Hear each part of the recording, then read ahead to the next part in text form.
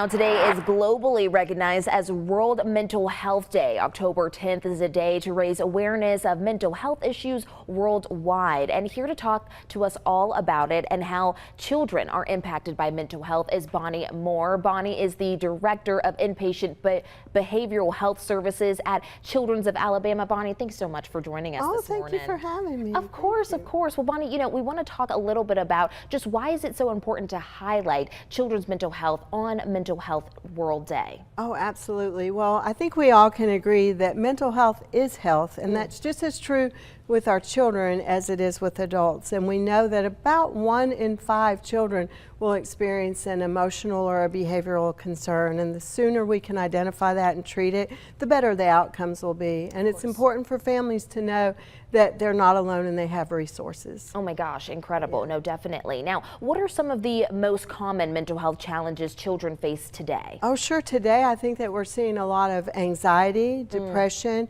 ADHD. So many things contribute to that, like the social media, academic pressures, family stressors, and the political climate now. It trickles down to the children, even if that's not something they're concerned about, if it's stressful to their parents. Of course. Yes. Can we talk about some of the early signs parents should look out for? Oh, absolutely, yes. I think any kind of change in behavior, you may see changes in their friend group, what the things that they like to do, things they're interested in, sleep or appetite, sometimes changes in grades. You may even see physical things that aren't related to a medical diagnosis, such as chronic stomach aches, chronic headaches, and things like that. The key is, if it's something that concerns you, trust your instincts and seek help. Hey now let's talk a little bit about children's. What resources do you guys provide for families and children? Can we kind of dive into that a little bit? Sure, yes. At Children's, we have a variety of inpatient and outpatient programs and services. And we also have our PATHS program, which is designed to connect primary care physicians and other healthcare providers with people that can help them care for mild to moderate out in the communities where they're serving.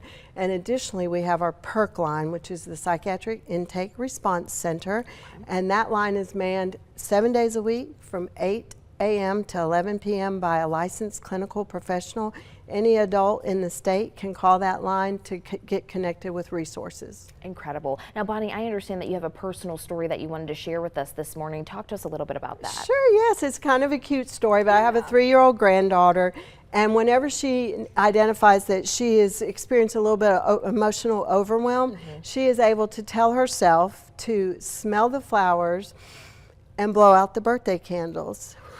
And that is just a coping mechanism, deep breathing technique that she can use to calm her body and her emotions, but it also points out how important it is for us to, they're never too young for us to start giving them the skills they need to support their emotional well-being.